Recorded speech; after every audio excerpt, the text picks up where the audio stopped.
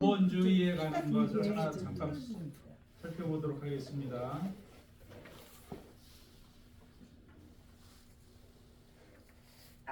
그런데 붙잡힌 테러범에서 92명의 목숨을 앗아간 최악의 테러 사건이 발생했습니다.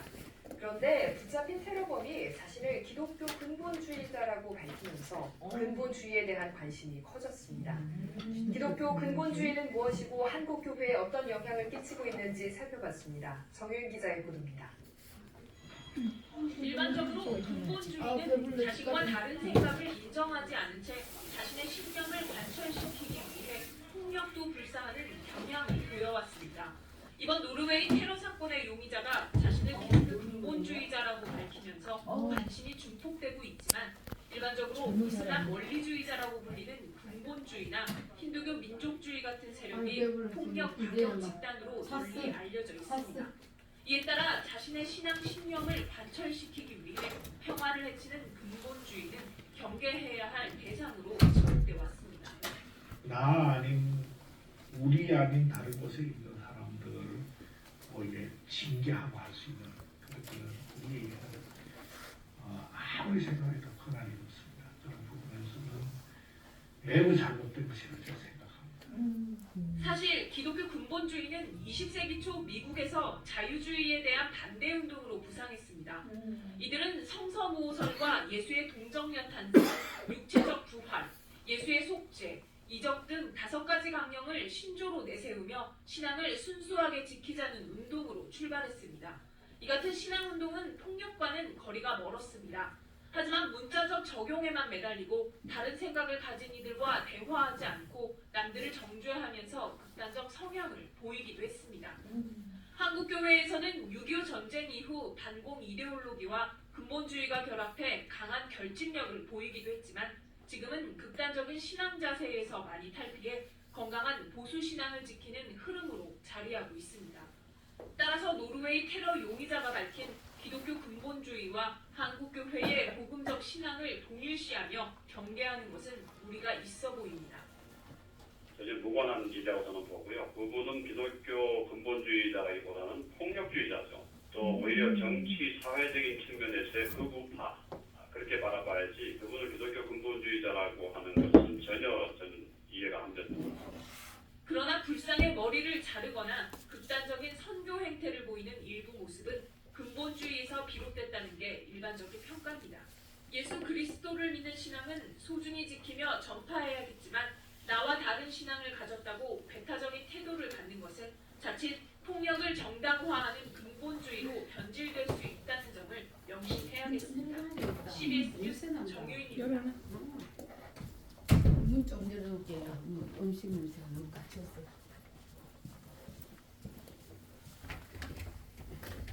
이 뭐야? 저쪽이에요. 아 거기야? 그러면 네. 교수님 네. 이거 이 한글을 다 읽고 설명을 쓸까는 없습니다. 그게 좀 여러분들한테 어려워. 어려울 것 같기 때문에 어려워요. 제가 다른 문제를 내드릴게요. 네. 어떤 문제냐고 하면은 문제 내지 맙시다. 각장의 그 마지막 부분에 보면은 토의 문제라는 게 있죠. 네네. 어디에? 토의 문제라는 게 있습니다. 한 장에 한 200개 이상 문제가 있을 거예요. 그 중에서 문제를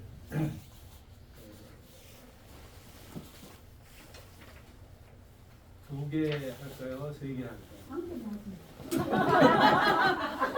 한 개를 하면은 분량이 많아지고요. 한 개를 해서 예를 들어가지고 3페이지를 써라.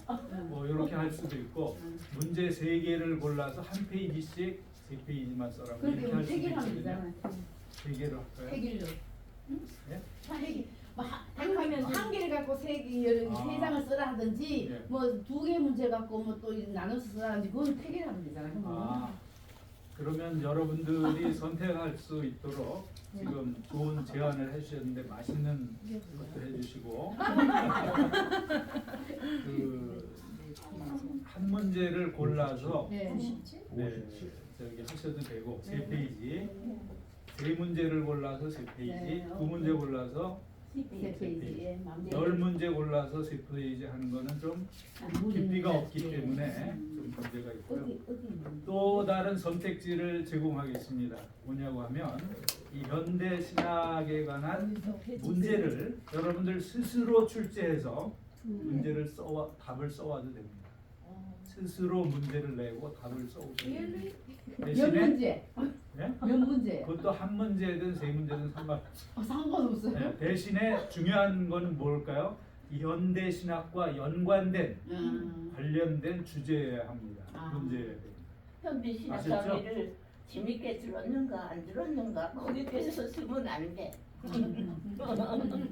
특별히 우리 권사님들 많으시기 때문에 저기 여성 신학 뭐 네. 이런 데도 문제가 많이 있으니까 그렇죠. 거기서 골라도 되고 또 여성의 관점에서 교회 여성 지도자로서 신학을 어떻게 할 것이냐 하는 것에 대해서 스스로 문제를 내고 답을 써오셔야 됩니다. 아셨죠? 그럼 그걸 하든지 이걸 하든지 초이스하면 되는 거지. 예. 어떠네. 근데 무조건 시정 쓰는 이거 몇 장인가는 상관없고 세 장. 시정. 아니 세 페이지. 여기에 장이 많이 있잖아요. 아, 예, 그건 상관없어요. 어디에서 골라도 상관없습니다. 어려워. 그것도 어려워. 그것도 어려워. 그러니까 이제 여기서 우리가 다루는 것이 한 13가지, 15가지 정도 됩니다. 네. 그 중에서 이제 하면서 내가 여기에 좀 관심이 많고 여기에 대해서 좀 더 알아봐야 되겠다. 그런 부분이 있으면 거기에 있는 문제를 선택하시면 됩니다. 뭐 많이 주제는 많으네. 네. 그리고 제가 여기 총장님 이거 보내드렸나요? 이 장마다 원고? 강의 원고. 네네. 보내. 네. 저기 이거 원래 그 강의 다 받으셨죠? 네. 네, 제가 항상 그 강의 준비를 하면서 업데이트하고 업그레이드하는 것에 초점을 맞추고 있습니다. 그래서 여기에 지금 보이는 것과 여러분들이 받으신 것 조금 다른 게 있어요. 네, 그런 것은 제가 다 새로 개정한 겁니다. 그리고 여기에 보면 이거 무슨 색이라고 해야 되나요? 이게 파란색. 그거 그린색이잖아. 그린색, 파란색. 파란. 영어의 이걸 뭐라 그러죠? 영어로 블루? 하이라이트. 아니 이 색깔을 지칭하는 말이 있는데 거기서 골라서 하는 거지. 옥색, 한국말로 옥색이라고 그러나요? 예를 들어서 혼자 세 개만 왜 꼭 저 얕은 바다 네. 보면은 이런 색깔 나는 거 있잖아요. 세 페이지 하면 코발트. 적응하고 다 아니야. 들어가요. 아니야. 옥색은 저거야. 저것도 옥색은 아닌데요. 요양까지 다 해서 세 페이지가 아닌가요? 똑같아. 하여튼 이거는 뭐 저기 색깔이 전부 다 달라요. 요것만 이런 색깔은 전부 그 유튜브에 나오는 동영상을 제가 다 이렇게 검토를 한 다음에 짧은 거 대개 5분 내외입니다. 짧은 것을 기록을 해놓은 거예요. 그래서 여기서 우리가 다 볼 수는 없고 조금 전에 그 봤던 노르웨이 테러 이거는 여기 적혀 있죠. 네네. 그리고 또 다른 것이 펀더멘탈리즘 코리안이라는 건데 이것은 여기서 보지 않습니다. 이렇게 쓰여 있는데 여기서 보지 않는 것은 여러분들이 관심 있으면 나중에 유튜브를 참고하시면 도움이 되겠습니다. 네, 그렇게 아시고요. 자, 근본주의. 여러분들 가족 가운데 여러분들 잘 아는 사람 아니면 또 자신이 이런 근본주의 성향이 있다 이렇게 생각하는 분이 있죠. 네, 우리 자신에게도 내가 서로 복음주의라고 할지라도 근본주의적인 성향을 완전히 배제하기는 어렵습니다. 누구나 다 저런 그 성향을 약간씩이나마 가지고 있기는 합니다. 그렇죠?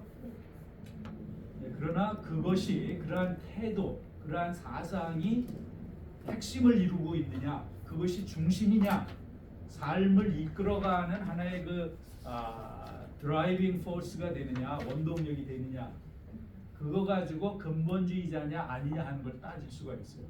누구나 다 이런 성향이 있는데 이런 성향에 따라서만 살아간다고 하면 근본주의라고 할 수가 있겠죠. 네, 그러면은 잠시 전에 우리가 유튜브도 봤는데요. 기독교 근본주의의 특성이 뭐냐? 우선 그 발생 배경에 대해서 그 유튜브 동영상에 나왔었는데 여러분들 기억하십니까? 시기에 대해서도 말했는데요. 기억하세요? 20세기 초라는 말이 나왔었죠. 조금 전 뉴스에서 20세기 초에 그 유럽에서 시작된 그 자유주의 물결이 미국 대서양을 건너가지고 미국으로 넘어왔습니다. 그래서 이 동북부에 있는 학교들로부터 다 휩쓸어 갔어요.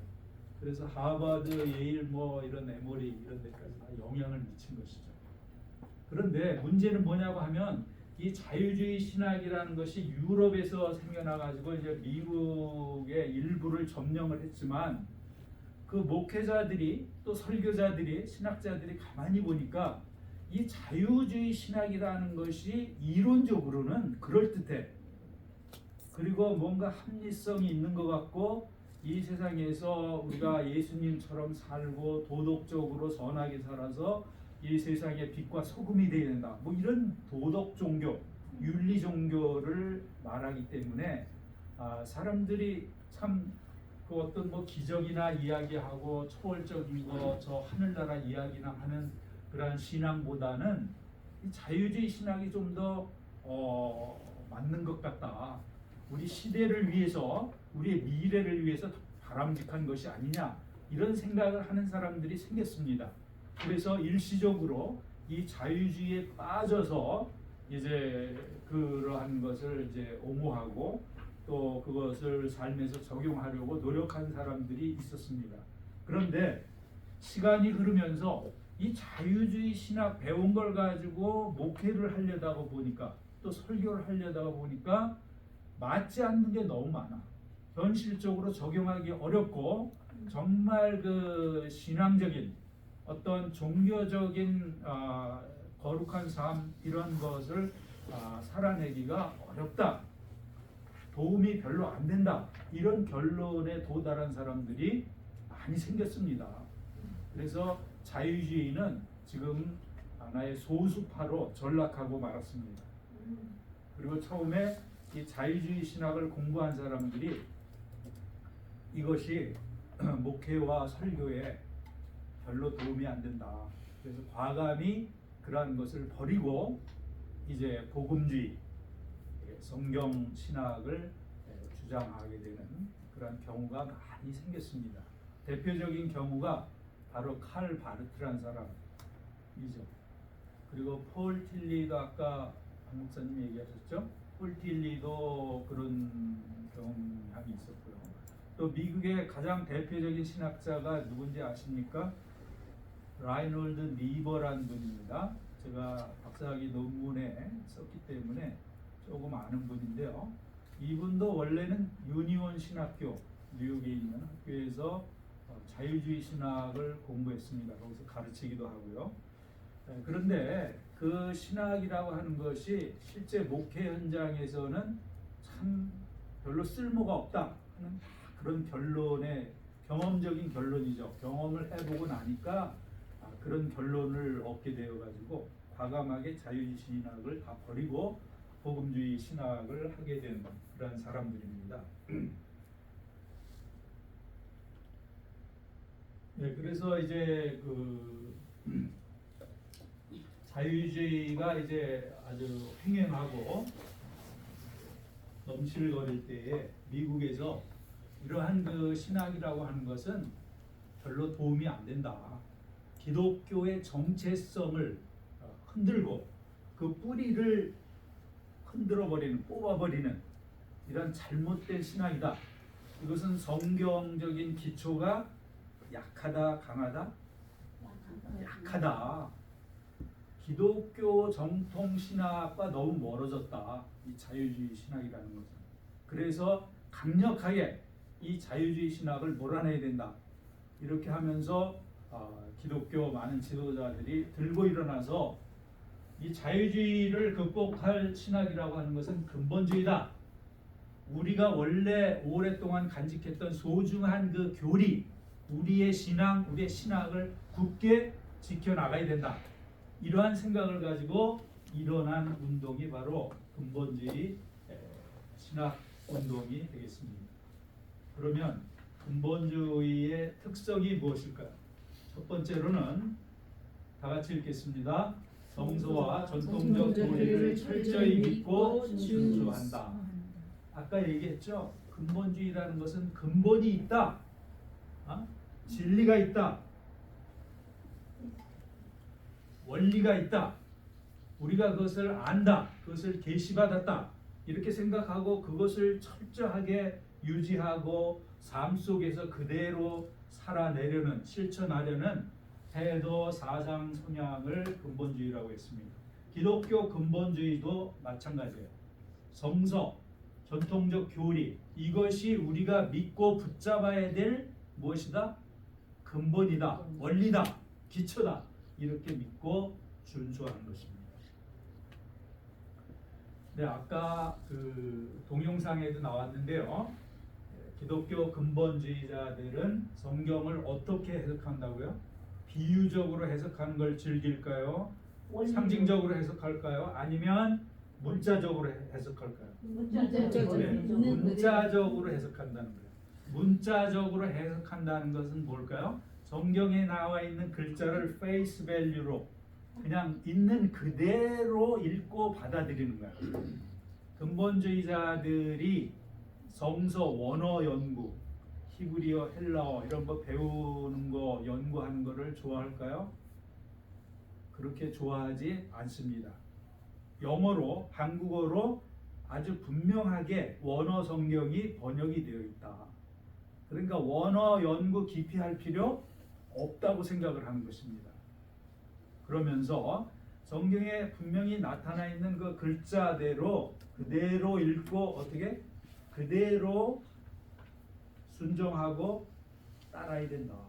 그대로 삶 속에서 행동으로 옮겨야 된다 하는 그러한 생각을 갖고 있습니다.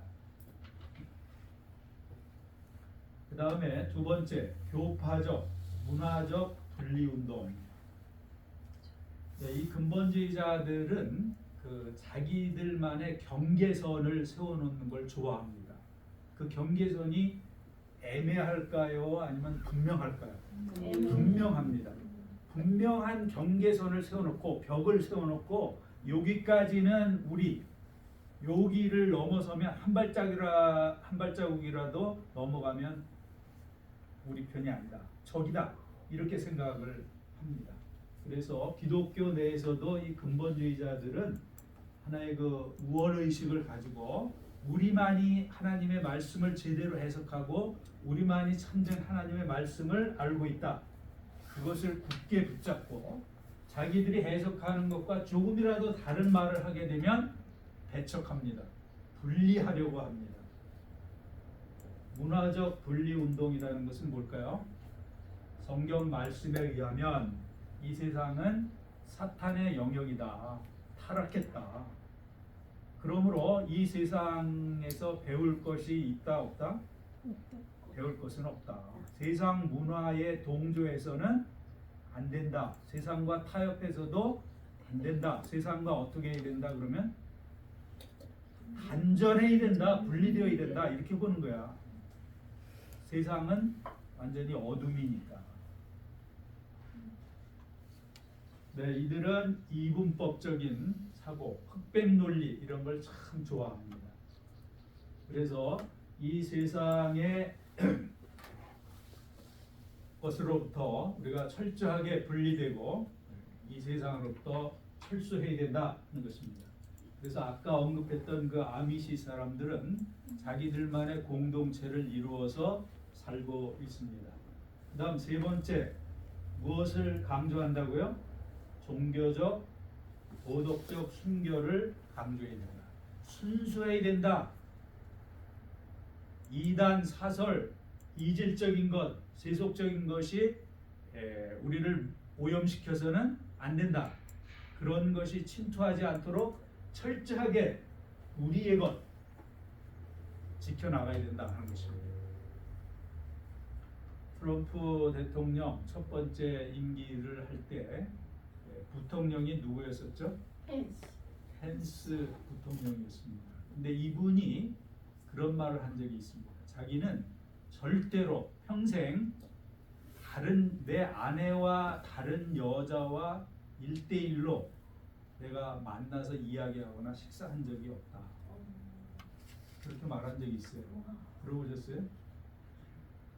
그게 뭘 말하는 겁니까? 이분이 거의 근본주의적인 성향을 가진 크리스찬이기 때문에 그렇습니다. 아내 이외에 다른 여자하고 절대로 1대1로 대화하거나 만나서 식사한 적이 없습니다. 그것을 이분은 철저하게 지키고 있어요. 이 펜스 부통령 이분 벌써 얼굴 보면은 뭔가 강직한 그러한 느낌이 들죠. 이러한 진앙적인 도덕적인 순수성을 굳게 지키려고 하는 자세를 갖고 있습니다. 그 다음 네 번째 보면 적극적 복음 전파, 정치 참여, 사회 개혁을 이야기하고 있는데요. 네, 이들은 이제 복음을 전파하는 데 있어서 아주 상당히 적극적입니다. 이슬람 근본주의자들도 마찬가지인데요. 한 손에는 코란, 한 손에는 칼을 들고 세상을 향해 나아가고 정복해야 된다. 이런 생각을 갖고 있죠. 네, 기독교 근본주의자들도 비슷합니다. 적극적으로 뭐 가가호 전도한다든지 거리에 나가서 전도하면서 전도지를 나눠준다든지 그 다음에 이제 방송 매체, 매스 미디어 이런 것을 통해서 이렇게 복음을 전파하는 적극적인 자세를 갖고 있습니다. 사실적으로 이제 라디오나 TV 방송을 통해서 제일 먼저 이제 복음을 전파한 사람들이 바로 이분들입니다. 네, 정치에 참여라는 것은 뭘까요? 정치에 참여라는 것은 적극적으로 자신들의 주장을 이제 옹호하고 자신들의 그 주장을 이렇게 펼쳐나갈 그러한 대통령, 그러한 국회의원, 그러한 변호사, 사법, 판사 이런 사람들을 이제 많이 당선시켜 가지고 자기들의 아젠다라고 할까 이러한 것을 이제 구현하려는 그러한 모습을 보여주고 있습니다. 그래서 특별히 그 보수파 미국의 공화당이죠. 공화당 선거 유세 같은 거 하면은 제일 먼저 앞에 나와가지고 막 박수치고 뭐 이렇게 와와하고 그런 사람들은 대부분 다 이런 사람들입니다. 워싱턴 근교에 가면 이제 버지니아, 노던 버지니아 쪽에 패트릭 헨리 칼리지라고 있습니다. 이름 아마 들어보셨는지 모르겠는데요.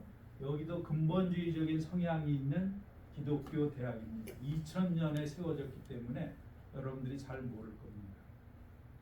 그러나 여러분들이 패트릭 헨리라는 분은 아세요? 미국의 국부 중에 한 사람 아닌가요? 자유가 아니면 죽음을 달라 이 말하는 분이죠. Give me freedom or death.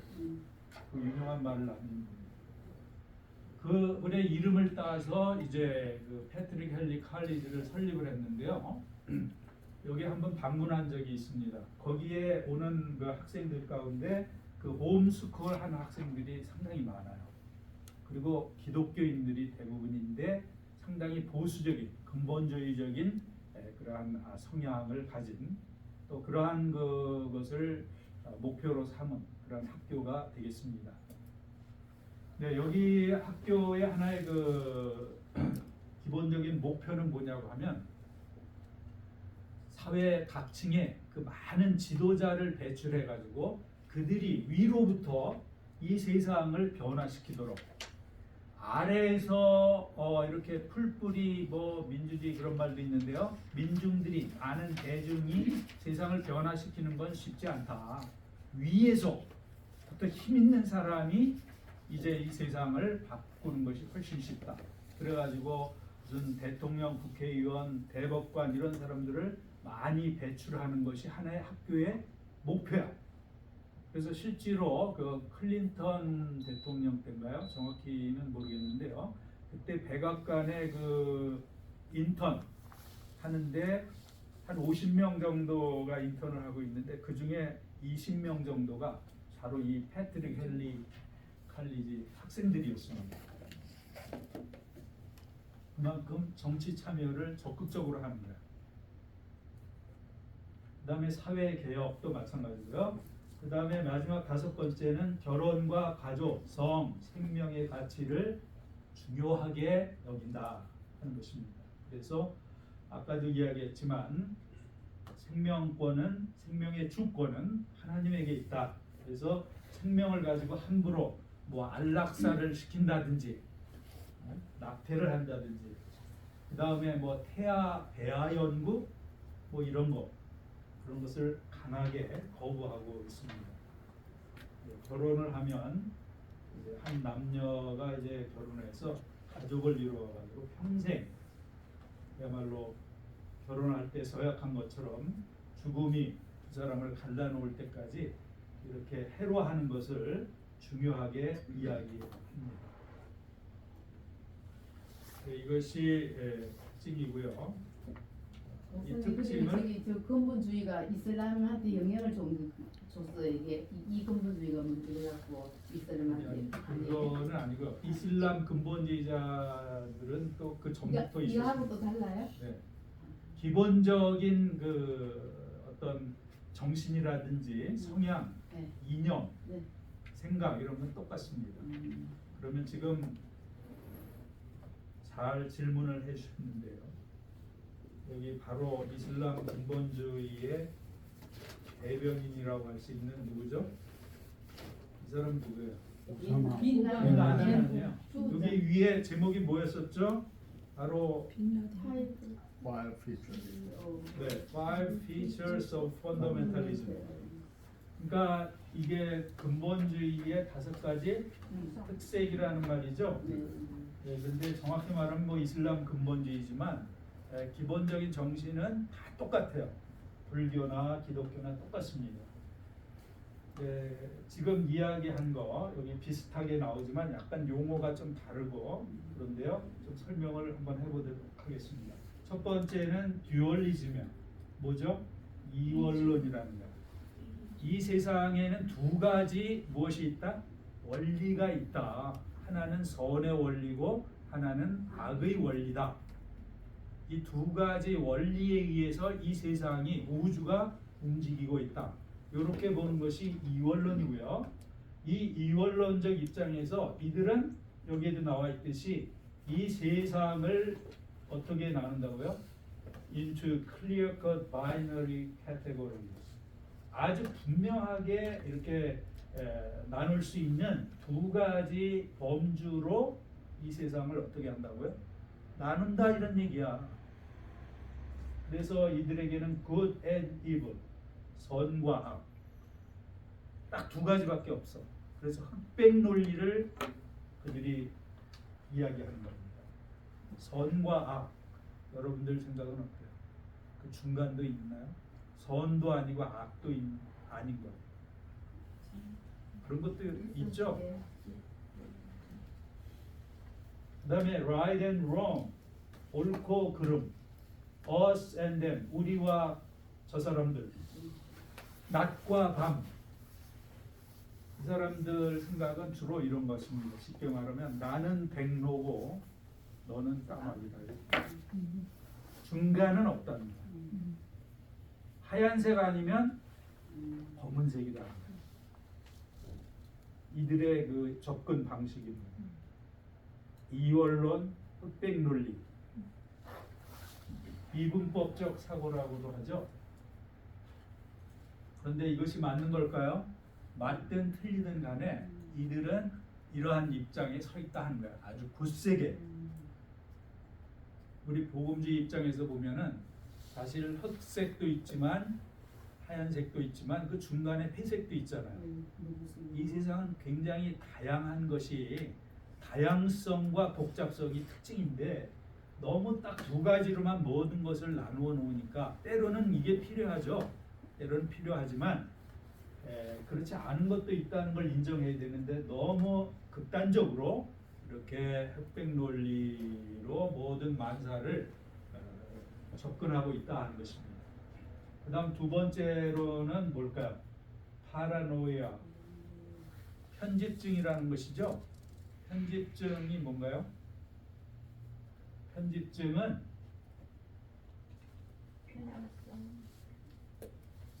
편향성? 그거하고는 좀 다른 건데요. 여기 보세요. 자기하고 다른 편에 있는 사람들에 대한 깊은 의심과 분노, 다른 사람, 내가 아닌 그 적이 나를 자꾸 피해를 주고 있다, 나에게 나를 공격하고 있다, 나를 못 살게 군다, 뭐 이런 생각, 과대망상, 뭐 이런 것하고도 연결이 되는데요. 중심병이 이게 하나의 그 어떻게 보면 정신병적 증세라고 할 수가 있어요. 편집증. 특별히 그 독재자들이 이런 성향이 아주 강합니다. 김정은, 또 누구 있어요? 푸틴? 이런 사람들이 이런 편집증적인 그런 그 모습을 보여주고 있습니다. 그러니까 그 이슬람 입장에서 보면 지금 이스라엘과 미국이 우리를 멸망시키려고 한다. 항상 그러한 두려움, 그런 분노, 그 다음에 그런 의심을 갖고 있어요. 그러한 그 감정을 국민들로 하여금 불러일으켜가지고 적개심을 갖게 하는 겁니다. 적에 대해서, 이스라엘에 대해서, 또 미국에 대해서. 그런 게 이제 보이죠. 사실이 뭔지 따져보지도 않고 무조건 그런 식으로 접근을 한다는 것입니다. 그 다음 세 번째는 뭐죠? 묵시적 지향성. 그러니까 종말이 가까웠다. 하나님이 이제 천국이 올 것이다. 그 다음에 주님이 재림하실 것이다. 종말이 온다. 뭐 이런 생각을 하면서 우리가 그 종말을 준비해야 된다. 이런 주장을 많이 펼치고 있습니다. 그러니까 종말이 가까울수록 우리가 점점 더 하나님께 가까이 나가야 된다. 우리가 가진 그러한 신앙과 원리를 절대로 놓치지 말아야 된다. 이런 것을 강조하겠죠. 그 다음 네 번째는 카리스마틱 리더십인데요. 바로 아주 그 카리스마가 있는 리더십을 강조합니다. 그러면서 우리의 리더는 누구이다? 하나님의 대리자다. 그렇기 때문에 상당히 경배하는 듯한 그런 모습을 보여주고 있습니다. 마지막은 이제 완전한 그 개종의 경험을 말하고 있습니다. 그러니까 사상적으로, 교리적으로뿐만 아니라 완전히 삶에 있어서 그 실천하는 데 있어서 완전히 달라진 모습을 보여줘야 됩니다. 그래서 근본주의자가 되려면은 교육을 받고 훈련을 받아야 됩니다. 그렇게 하고 또 자기들의 그 교리 입장에 대해서 완전히 충성하고 이렇게 헌신할 것을 맹세하는 그런 어떤 의식을 갖게 됩니다. 자, 그러면 여기 한번 보세요. 여러분들은 미국에 사시니까 영어가 모국어나 마찬가지죠? 아니요. 여기에 보면 women should be quiet. 여자들은 어떻게 해요? 잠잠해야 된다. keepers at home. 뭐야? 가정을 지키는 사람이 돼야 된다. 저기 접시 닦고 세탁하고 다리미질하고 이런 일을 주로 해야 된다. 그런 가정 일을 해야 된다. 세 번째는 뭐야? 남편에게 복종적이어야 된다. 복종해야 된다. 네 번째는 교회에서 잠잠해야 된다. 5번 자녀들을 돌보는 사람이 되어야 된다. 6번 어떻게 입어야 된다? 옷을 점잖게. 점잖게 입어야 된다 하는 것입니다. 여러분 이거 보면은 뭐 성경에 나오는 말씀이 생각나죠? 특별히 바울 서신에 보면 이런 이야기가 나와요, 안 나와요? 나옵니다. 자, 지금 요거를 말이죠. 누가 들고 있는 겁니다. 자, 퀴즈를 낼 거예요. 이거 들고 있는 사람이 남자일까 여자일까? 여자 같은데요? 남자겠죠? 남자. 남자입니다. 예, 남자지 당연히. 남자가 이런 거를 들고 있는 보세요. 왜? 여사네? 아니 남자예요. 남자지 왜? 더 자세한 것은 성경을 읽어봐라 이렇게. 와. 그런데 이것을 들고 있는 사람이 남자입니다. 보세요. 그 외에도 이제 빼먹은 그런 구절들이 많이 있는데요. 이제 근본주의의 그 특성을 이제 계속 생각해 보도록 하겠습니다. 이성과 학문의 역할을 어떻게 해야 된다? 경시한다. 그러니까 성경 하나만 있으면 된다. 이 성경을 통해서 하나님께서 계시하시기를 구원받기 위해서, 영생을 얻기 위해서, 참된 삶, 즐겁고 행복한 삶을 살기 위해서 필요한 모든 그러한 규칙을, 교훈을 다 성경에 담아놨다. 그렇기 때문에 다른 것은 별로 필요가 있다 없다? 없다 하는 것입니다. 그 다음 이분법적 사고, 이미 이야기했죠. 넘어가겠습니다. 엄격한 생활 규칙과 율법주의적인 사고. 네, 이 사람들 그 가정에도 그 근본주의적인 성향을 가진 가정들이 있는데요. 거기에 가면은 규정이 많을까요, 적을까요? 많습니다. 자녀들이 지켜야 될 규정도 많이 있어요. 예를 들면 너는 학교 끝나면은 곧바로 어떻게? 집에 와야 된다. 저녁 7시 이후에는 절대로 밖에 나갈 수 없다. TV를 보는 시간이 정해져 있고, 넷플릭스 같은데 영화가 나오면은 그 영화가 우리 기독교적인 가치에 맞는지 안 맞는지 다 검사를 해가지고 오케이 하는 것만 허락받고 나서 봐야 되고요. 컴퓨터도 자기 마음대로 할 수 있는 게 아니고 시간이 정해져 있습니다. 엄격합니다. 옷 입는 것도 다 마찬가지고요. 굉장히 그 딱딱한 경직된 규칙에 얽매여 사는 그런 모습을 보여주고 있습니다. 그다음 연합운동, 사회복음, 자유주의의 거부감을 갖고 있습니다. 이 세속과 타협하는 거 거부하고 변화되는 거 좋아하지 않습니다. 연합운동, 뭐 WCC, 세계교회 일치운동 이런 거 해봐야 소용없다. 기독교는 그렇게 하다 보면 변질된다. 세속과 타협할 수밖에 없다. 이런 이야기를 합니다. 그 다음 분리를 미덕으로 생각하고 이것은 하나님의 뜻이다. 실제로 고린도후서에 보면 이런 말씀 나오죠. 너희는 그들에게서 떨어져 나와서 이런 말씀 나와요. 그 사람들에게서 떨어져 나와라 이런 얘기입니다. 분리해라 이런 얘기입니다. 재작년인가요? 20세기의 대표적인 복음운동 부흥사가 누구죠?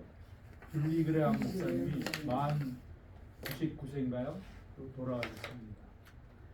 이 근본주의 운동을 하던 분이 이제 빌리그레암과 손잡고 일하다가 나중에는 결별을 했습니다. 빌리그레암과. 왜 그랬을까요? 이 빌리그레암 목사가 아주 유명해지더니 이상한 말을 하기 시작한다. 좀 우리들이 이야기하는 것과 다른 중도적이고 좀 진보적인 그런 이야기를 하고 있다. 그래서 당신하고 우리는 더 이상 같이 있을 수 없다. 단절했습니다. 분리는 하나님이 기뻐하시는 거라 이럽니다.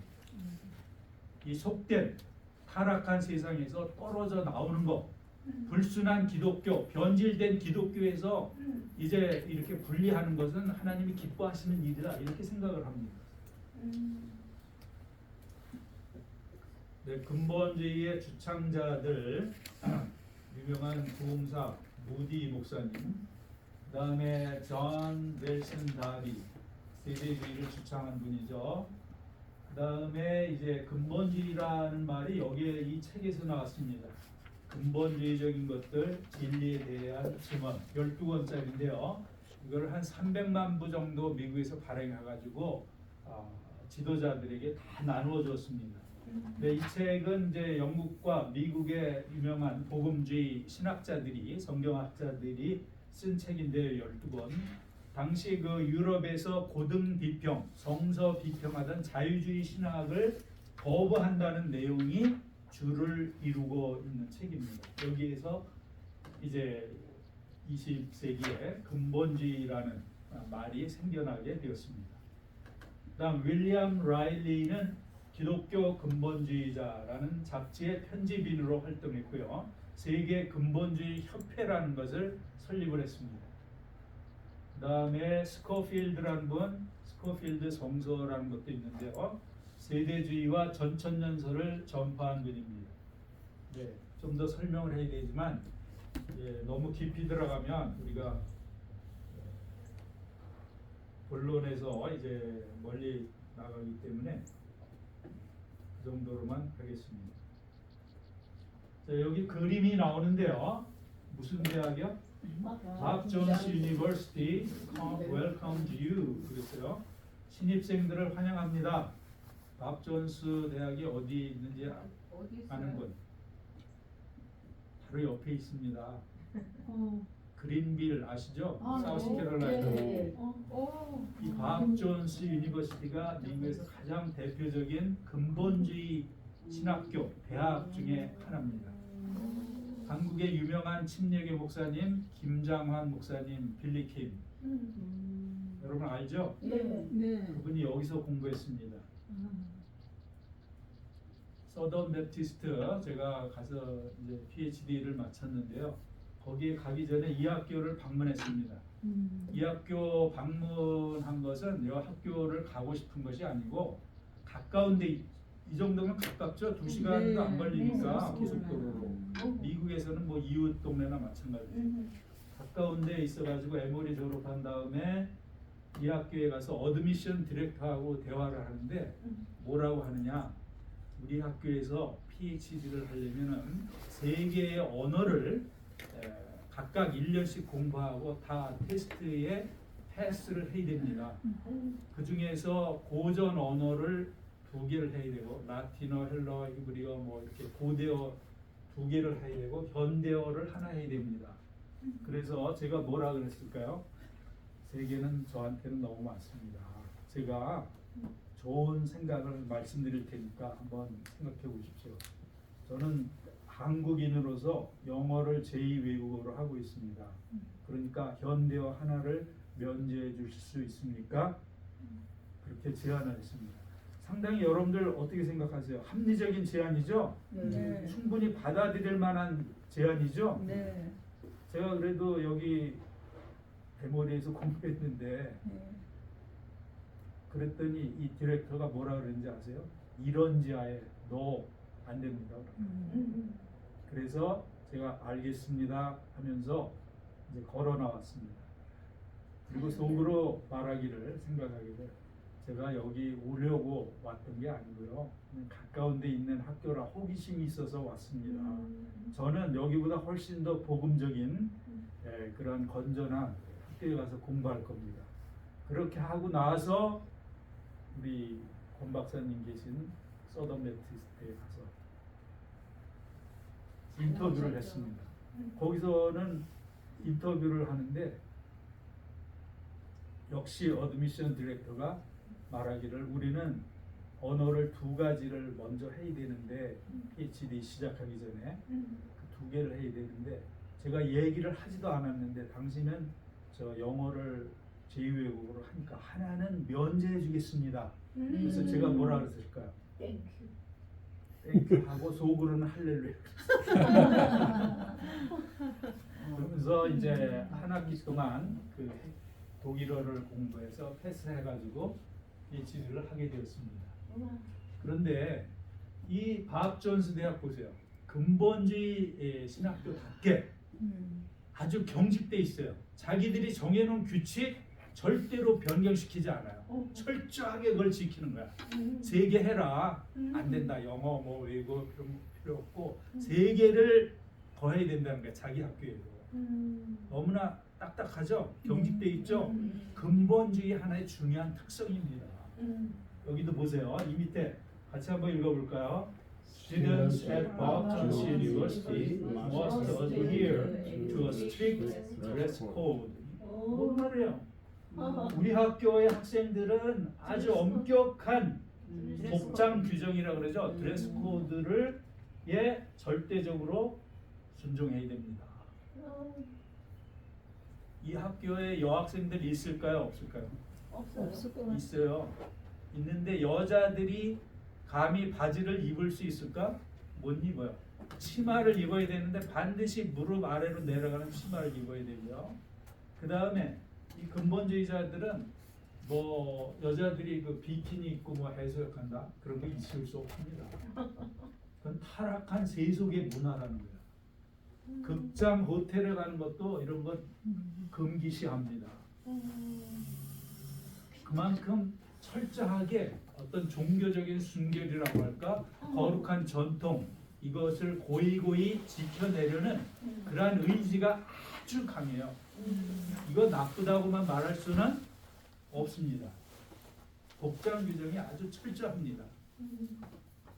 다 정문에서 다 지키는지 모르겠지만 그 걸리면은 이제 1차 옐로 카드를 주고 그다음에 계속해서 반복해서 지키지 않으면 규정을 위반하면 퇴학당합니다. 그만큼 이제 엄격하게 자기들이 세운 원리 규칙을 지켜내려는 그러한 모습을 보여주고 있습니다. 네, 칼 맥켄타이어라는 분 목사님인데요. ICCC를 창설했습니다. 지금은 뭐 별로 활발하지는 않은데요. 이 ICCC라는 것은 인터내셔널 처치 그 다음은 잘 모르겠고 WCC는 여러분들 알죠? 교회 세계 교회 일치 운동 뭐 이런 건데요. 이 WCC를 거부하기 위해서 그 반대편에서 국제교회 연합을 이루어내기 위해서 이걸 창설한 분입니다.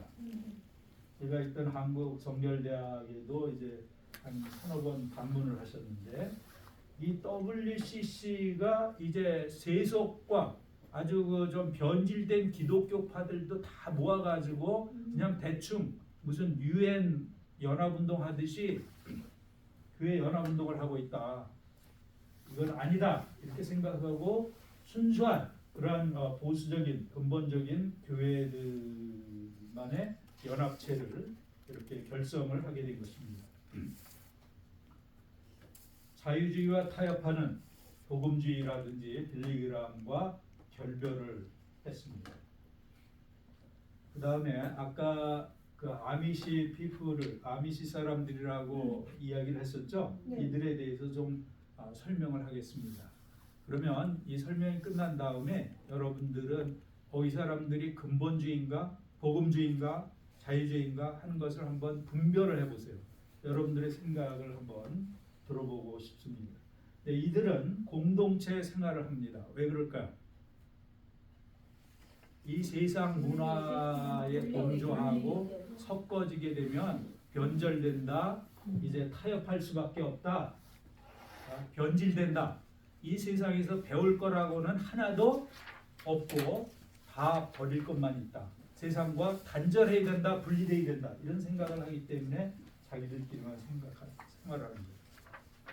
네, 이 아미시 사람들은 그 제세례파, 제침례파라고 여러분들 들어보셨나요? 아나 베프티스트의 지도자였던 제이콥 암만을 추종하는 무리들인데요. 그 메노나이트 파라고는 들어봤죠? 메노나이트 파 사람들보다 더욱더 보수적인 사람들이 아미시 사람들입니다. 자녀 수가 평균 6.8명입니다. 가정에. 세계에서 가장 많은 자녀들을 가진 교파입니다. 여러분들 마음에 드세요? 교회 건물이 있을까요? 없을까요? 없습니다. 네, 이분들은 그 10가정에서 30가정이 하나의 교회를 이루고 사도행전에 나와 있는 대로 교회당 건물 없이 각 가정을 돌아다니면서 예배를 드립니다. 사도행전에도 그런 모습이 묘사가 되어 있죠. 그리고 이들은 모자가 딱 3가지만 있습니다. 이걸 뭐라 그러죠? 이렇게 나와 있는 걸 챙이라 그러나 차양이라 그러나 챙이라 그래요? 뭐가 표준어예요? 한국을 떠나온 지 몇십 년이 돼가지고 헷갈리죠? 이 챙이 작은 게 있고 좀 중간 게 있고 넓은 게 있습니다. 어린애들은 작은 거, 성인 보통 사람들은 중간 거, 그리고 목사님은 제일 큰 거를 씁니다. 그리고 이분들은 상당히 검소한 삶을 살고 있습니다. 이분들의 가장 특징적인 옷 중에 하나가 이제 예복인데요. 특히 결혼식 예복 보면은 여러분들이 아마 사진이나 어떤 방송에서 보신 적이 있을 거예요. 그 하얀색과 청색, 푸른 청색 단 2가지 색으로 된 그러한 것이 예복입니다. 결혼 예복입니다. 그걸 맞춰가지고 이제 사용을 하고요. 절대로 버리지 않습니다. 그걸 가지고 있다가 이제 중요한 예식에 입고 나가고 결국에 자기가 죽을 때 자기 수의로 입고 떠납니다. 검소하죠? 그 다음에 양심적 병역 거부를 하고 있고요. 그 다음에 세금을 나라에 내지 않습니다. 미국 정부에. 왜 그런지 아세요? 자기들이 연방정부에서 주정부에서 도움을 받는 것이 하나도 없습니다. 그러니까 세금도 내지 않습니다. 그리고 자체 내에서 모든 걸 다 해결합니다. 숙식 다 자기들이 재방불을 하고요. 학교는 어떨까? 중학교 2학년 그러니까 8학년까지 자체 학교에서 교육을 시키고 그 다음부터는 너희가 가정에 가서 이제 그 다음에 또 공동체 생활하면서 배워라 이렇게 합니다. 그리고 18세가 되면 만으로 성인이 되었다고 보고 마지막으로 한번 기회를 줍니다. 어떤 기회를 주느냐 하면은 당신이 지금 이제 성인이 되었기 때문에 선택을 하십시오. 우리 공동체에서 평생 죽을 때까지 살겠습니까? 아니면 세상에 나가서 살겠습니까? 그러면 세상에 나가서 살겠소. 난 자유를 원합니다. 나는 휘황찬란한 도시의 불빛을 따라서 나가서 살겠습니다. 이렇게 선택하는 사람들이 얼마나 될까요? 10명 중에 1명 정도가 그렇게 선택을 한답니다. 그런데 나갔던 사람 가운데 한 반 정도는 다시 돌아온대요. 적응을 못해가지고. 그리고 정치에 무관심하고요. 공개적 고백이라는 건 뭐냐고 하면은 그 성경에도 나오는데요. 이제 만약에 자기가 거짓말을 하거나 도둑질을 했다. 그러면 그 다음 주일날 예배 끝나고 나서 공개적으로 그 교인들 다 있는 데서 고백을 해야 됩니다. 내가 이런 죄를 지었습니다. 고백을 하고 그것을 수정을 해야 돼요. 만약에 그렇게 하지 않고 계속해서 또 똑같은 죄를 반복하게 되면 이제 그 공동체 생활에서 쫓겨날 수 있습니다.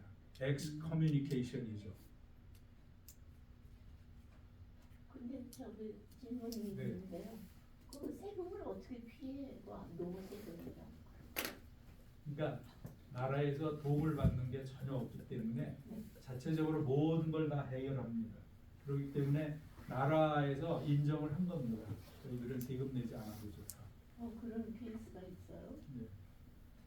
아마 이게 바뀌었는지는 모르겠는데 한 20년 전까지만 해도 이렇게 했었습니다.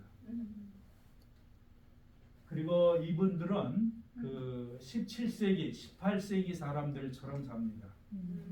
그 사람들 집에 현대 문명의 이익이라는 건 하나도 없습니다. 스마트폰, 컴퓨터, 자동차 이런 거 없어요. 전화기도 물론 없습니다. 물론 외부와 연결하기 위해서 그 사무실에 대표로 이제 전화기를 갖는 경우는 있지만 그 난방 같은 것도 다 나무 같은 거, 석탄 같은 거 떼가지고 하는. 그리고 이동수단은 이 사람들도 거기 안에서만 갇혀가지고 사는 건 아니거든요. 이렇게 도로를 막 달리고 그러다 보면 이제 말 타고 다니는 사람, 그다음 마차 타고 다니는 사람들이 있어요. 검은색에다가 모자 쓰고 이런 사람들 그 오하이오나 펜실베니아 가면 그 동네 가면 많습니다. 말 2마리 또는 1마리가 끌고 뒤에 이제 서너 명 앉아서 가는 그런 마차. 그리고 여러분들 이제 그런 동네 가서 그런 사람을 보지 못하더라도 만약에 도로 한 중간에 말동 뭐 이런 것이 있다 그러면 거기는 반드시 근처에 아미시 마을이 있다는 거 알면 됩니다. 자, 이 아미시 사람들 여러분들 설명을 좀 들었는데요. 어떻습니까? 근본주의자들 같습니까? 이렇게 근본주의하고 좀 다른 것 같은데. 좀 다른가요? 네. 너무 폐쇄적인 거. 독단적이에요. 어느 교단 출신들이 그러니까 재침례파죠. 재침례. 아나베티스트 출신들이 네. 메노나이트 파도 역시 마찬가지고요. 세상의 변화에 병원도 같이 갈 수 없어. 세상의 변화를 수용하지 않는 거죠. 받아들이지 않는 거죠. 그러니까 200~300년 전 사람들처럼 사는 거예요. 근데 이런 사람은 지금 현지에도 있어. 있어요. 아유, 그러면 많지. 공동체 마을 레스토랑도 해요. 제가 레스토랑이 있어요. 거기는 네. 자기들이 농장에서 네. 거기서 자급자족하는 한 것을 가져와가지고 하기 때문에 상당히 그 질이 좋습니다. 좋아요. 맛있어.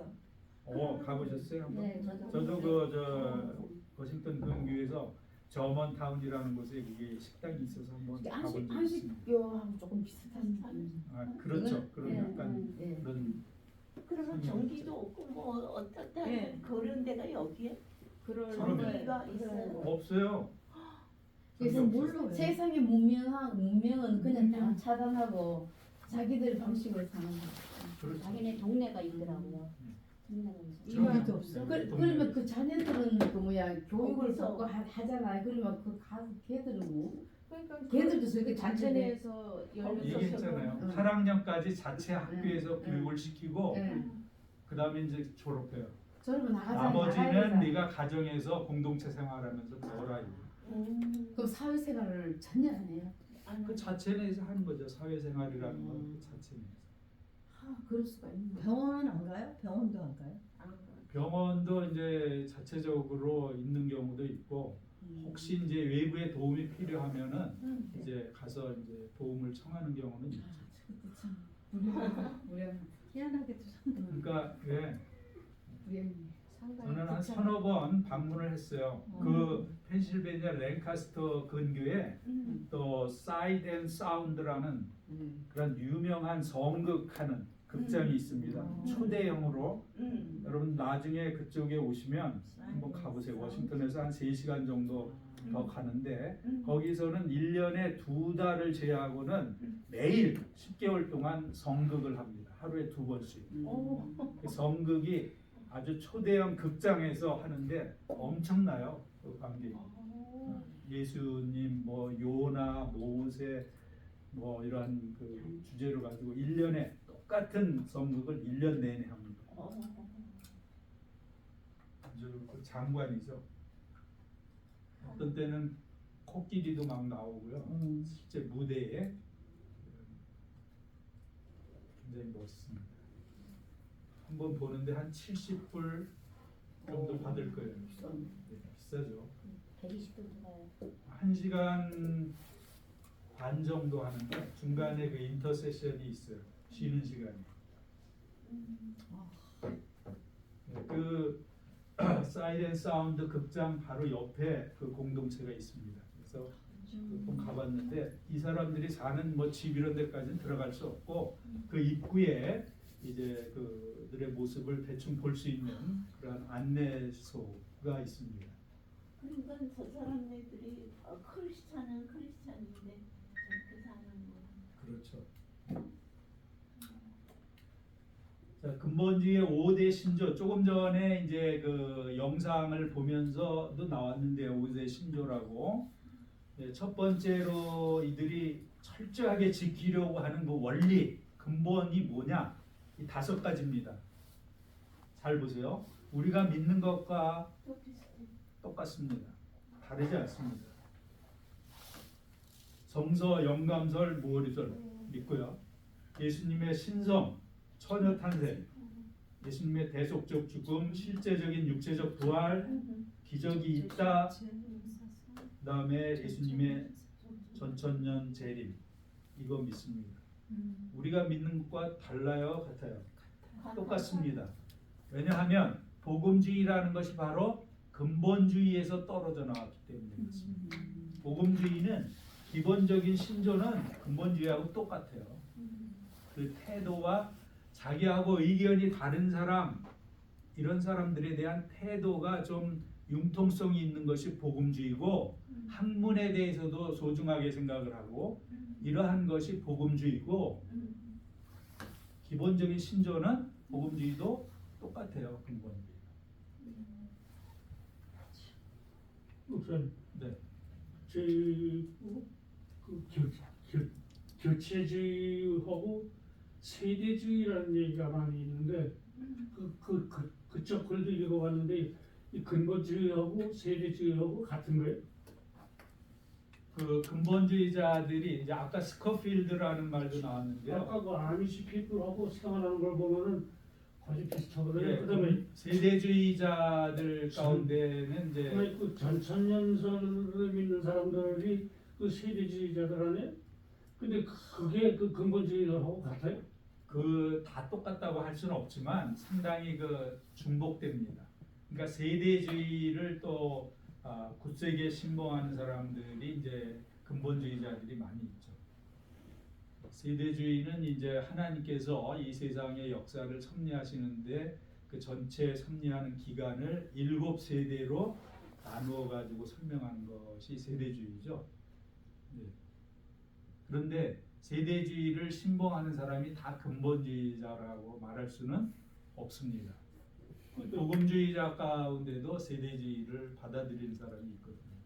그 세대주의자들은 중점으로 믿는 게 칠령 환란, 네.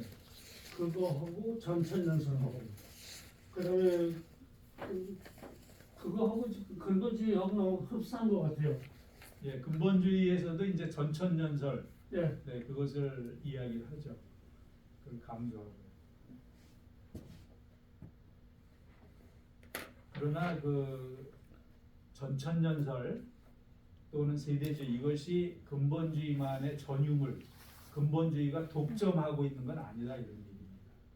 왜냐하면 복음주의자들 가운데도 전천년설, 천년설이 3가지 있지 않습니까? 그 중에서 전천년설을 받아들이고 세대주의를 이제 좋게 인정하는 사람들이 있거든요. 복음주의. 그러니까 그것이 근본주의의 전유물은 아니다 하는 것입니다. 그걸 믿는다고 다 근본주의자라고 할 수는 없다, 이런 얘기입니다. 자, 근본주의에 대한 평가하고 마치겠습니다. 장점은 뭘까요? 순결한 삶을 살려고 기독교의 그 순수함, 그 성경에 있는 그 주님의 말씀, 어떤 주님의 모습, 이것을 그대로 닮으려고 하는 순수한 열정, 의지가 있어요, 없어요? 있습니다. 그 누구보다, 그 어떤 교회보다 강합니다. 높은 도덕의식, 이미 이야기했죠. 자유주의를 아주 강력하게 견제하고 있다. 성서를 사랑하는 것이 남다르다, 이렇게 말할 수 있습니다. 그러니까 성서에 대한 어떤 애착심, 이것은 두 번째 가라하면 서로 할 정도로 그렇게 성서를 존중하는, 심지어 어떤 사람은 성서를 숭배하는 사람도 있습니다. 성서 숭배는 바른 자세일까요? 잘못된 것일까요? 잘못된 것입니다. 성경을 숭배하는 거야. 이것이 무슨 보물단지처럼 소중하게 생각하는 건 좋은데, 그것을 예를 들어 가지고 가장 높은데, 성서는 하나님 말씀이니까 맨 꼭대기에다 올려놔야 된다. 이거 하루에 한 번씩 먼지 털어야 된다. 뭐 그것을 받아들면서 덜덜 떤다든지 이런 식으로 하면 이거는 성서 존중이 아니고 성서를 숭배하는 겁니다. 네, 다 그렇다는 건 아니고 성서 사랑하는 마음이 아주 극진하다 하는 것입니다. 선교에 대한 열정이 아주 강하고요. 생명 윤리를 강조하고 있다. 이런 면에서 우리가 근본주의를 좋게 생각할 수가 있습니다. 그러면 단점, 좀 문제가 되는 점은 뭘까요? 분쟁과 분리를 미덕으로 생각하는 것. 그러니까 나하고 우리하고 다른 것과는 강력하게 어떻게 싸워야 된다는 겁니다. 절대로 받아들여서는 안 된다. 대화할 필요도 없다. 단절해야 된다. 이렇게 하는 것. 주님께서는 그 사실 이게 왜 문제가 될까요?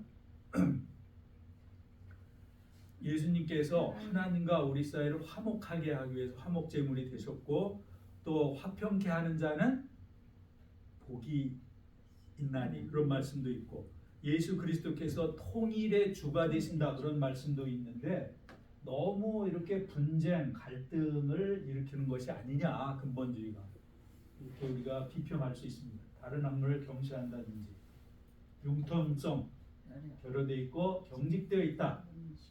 너무 보면은 그 율법주의적인 삶을 산다 이렇게 말할 수도 있어요. 많은 그런 규정을 만들어 놓고 그것에 얽매여서 사는 것. 그렇죠? 그 다음에 지나친 선민의식은 뭘까요? 엘리트 의식. We are chosen people. 우리는 하나님께서 특별히 선택하신 특별한 민족이다. 특별한 자녀다. 우리만이 정말 하나님의 말씀을 잘 알고 잘 받아들이고 그 말씀대로 순종하고 살고 있다 하는 이러한 좀 지나친 선민의식이 있다. 호전적이다. 자기하고 다른 것을 인정하지 못하고 배격하고 싸워가지고 몰아내려는 이분법적 사고. 이게 때로는 이러한 것이 필요하지만 이 세상 만사 모든 것을 다 이런 식으로 흑백 논리로 접근하는 것에는 문제가 있다는 것입니다. 이런 면에서 우리 입장에서 특별히 우리 복음주의 입장에서 이러한 것은 좀 문제가 될 수 있다, 단점이다 이렇게 생각할 수 있겠습니다. 마지막으로 펀더멘탈리즘 그러니까 근본주의를 재미있게 풍자한 그런 그림이 있습니다. 여기 맨 위에 근본주의자는 말이 나오고 그 다음에 성경이 나오죠. 이 밑에는 뭐가 나올까요? 바로 근본주의자가 이렇게 어디에 묶여 있어요? 성경에 묶여 있는 거예요. 이게 뭘 의미하는 걸까요? 그렇죠. 그것을 이렇게 재미있게 좀 이렇게, 묘사를 해놨습니다. 자, 그러면 여러분 어떻습니까? 근본주의.